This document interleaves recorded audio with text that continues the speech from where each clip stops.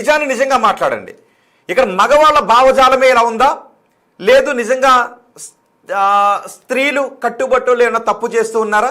Of camera on camera కాకుండా నిజాన్ని నిర్భయంగా మాట్లాడండి. మీ అభిప్రాయం. కొంతమంది ఏం చేస్తారంటే ఆన్ కెమెరా వచ్చినప్పుడు ఇలా ఎలా చెప్తారు, కెమెరా ముందు ఇలా ఎలా అంటారు, అది తప్పు అంటారు. ఆఫ్ కెమెరా వెళ్ళేటప్పటికి కెమెరా ముందు అంటాం కానివ్వండి, కానీ వెనక అని ఇట్లా మాట్లాడదు. సో ఇది కాదు నాకు కావాల్సింది. మీరు నిజంగా నిజాన్ని నిర్భయంగా, ఇది మగవాడి అహంకార ధోరణియా, లేదు అంటే ఎక్కడైనా కొంతమంది హీరోయిన్ లాంటి వాళ్ళు ఎవరైనా కట్టుబొట్టుల్లో లైన్ తప్పుతున్నారా? అది వాళ్ళ స్వేచ్ఛ. మగాడు కలగజేసుకోవాల్సిన అవసరం ఉంది. రంగనాయకమ్మ కూడా, రచయిత రంగనాయకమ్మ కూడా గతంలో ఏమన్నారంటే చంకలు కనిపించేలాగా ఇలాగలాగా డ్రెస్ వేసుకోవడం తప్పు, మగాళ్ళని రెచ్చగొట్టే విధంగా తప్పు అని అంటూ ఉన్నారు. సో అసలు అశ్లీలత అంటే ఏంటి, సామాజిక బాధ్యత అంటే ఏంటి, సభ్యత అంటే ఏంటి, అసభ్యత అంటే ఏంటి, ఇవన్నీ కూడా మనం మాట్లాడుకుందాం.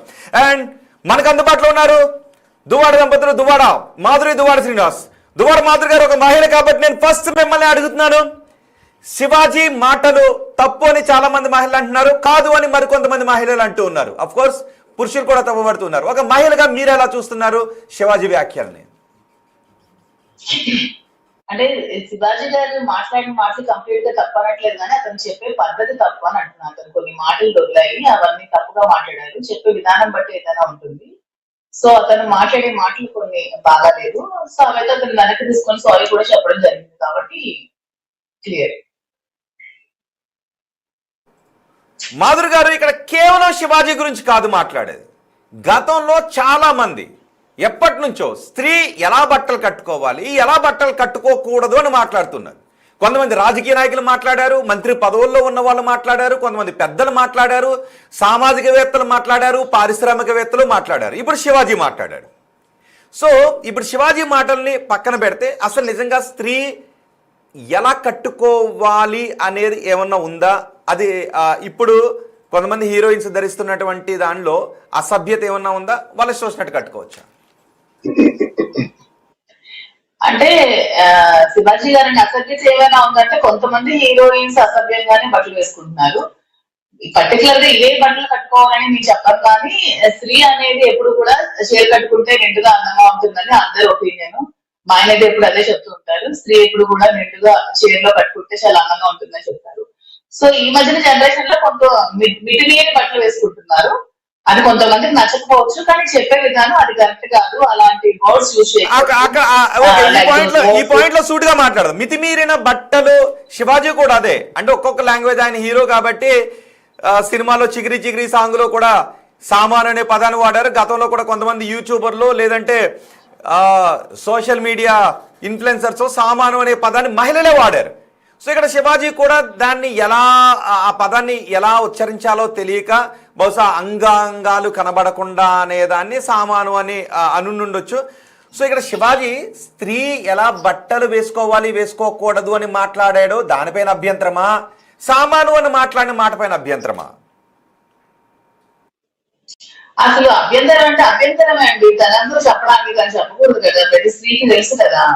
సార్ చెప్పినట్టు స్త్రీ అనేది ఒక లోకానికి సంబంధించింది కాదు కదా. ప్రతి ఇంటికి సంబంధించిన వ్యక్తి ఒక స్త్రీ కాబట్టి, ప్రతి ఇంట్లోని కూడా ఒక మహిళ ఉంటుంది కాబట్టి, సో ఒక మహిళని కించపరుస్తూ ఒక స్టేజ్ మీద ఒక మైక్ లో మాట్లాడడం అనేది తప్పు. కాదు శివాజీ లాగా మాట్లాడితే అది కించపరిచినట్ట, లేదు ఒక సభ్యతగా ఉందాం అంటే సమాజం అంటే స్త్రీ పురుషుడు ఇద్దరు. సో స్త్రీ ఎక్కడైనా ఒక లైన్ దాటుతూ ఉంటే, సామాజిక బాధ్యతను విస్మరిస్తూ ఉంటే పురుషుడు చెప్పొచ్చు, స్త్రీ కూడా రియాక్ట్ కావచ్చు. సో ఇది ఆ ఉద్దేశంలో చెప్పింది. అంటే బట్టలు ఎలా కట్టుకోవాలి ఏంటి అనేది కట్టుబొట్టు ఇవన్నీ పెట్టుకుంటూ వచ్చారు, కానీ కట్టుబొట్టు అనేది స్త్రీని అణగదొక్కడానికి మాత్రమే అంటూ ఉన్నారు అని చెబుతూ ఉన్నారు. సో నిజానికి ఒక్కడే. ఇప్పుడు ఖుషి ముఖర్జీ ఉన్నారు, కొన్ని వీడియోస్ ఉంటాయి, ఆమె ఏమీ వేసుకోకుండా బయటకు వచ్చేస్తున్నారు, ఏమీ వేసుకోవట్లేదు. నేను చూపించాలంటే నాకు బాధగా ఉంది. ఆమె కూడా ఒక నటి. సో అలాంటి నటి గురించి శివాజీ మాట్లాడి ఉండొచ్చా, లేదు మొత్తం స్త్రీలను జనరలైజ్ చేసి మాట్లాడాడా? నాట్ ఓన్లీ శివాజీ లాంటి వాళ్ళు. మరి ఖుషి ముఖర్జీ ఉంది, ఏమి వేసుకోవట్లేదు, ఏమి వేసుకోకుండా వచ్చేస్తుంది బయటికి. అది ఆమె ఇష్టమైన తప్ప. అంటే శివాజీ గారు అలాంటప్పుడు అలా వేసుకున్న మహిళలతో మాట్లాడితే బాగుంటుంది. ఒక పబ్లిక్ డొమైన్ లో, ఒక పబ్లిక్ ప్లాట్ఫామ్ లో అలా మైక్ పెట్టి మాట్లాడడం తప్పు కాదు అంటాను. శ్రీనివాస్ గారు, మీరేం చెప్తారు?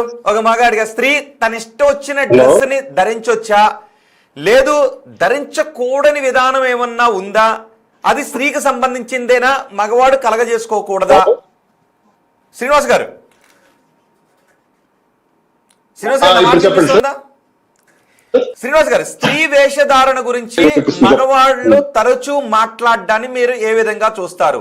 అది మగవాడు అసలు ఏ విధంగానూ మాట్లాడకూడని అంశమా, లేదు అంటే కొంతమంది అసభ్యకరంగా డ్రెస్సింగ్ చేసుకుంటూ ఉన్నప్పుడు మగవాళ్ళు చెప్పాల్సిన అవసరం ఉందా?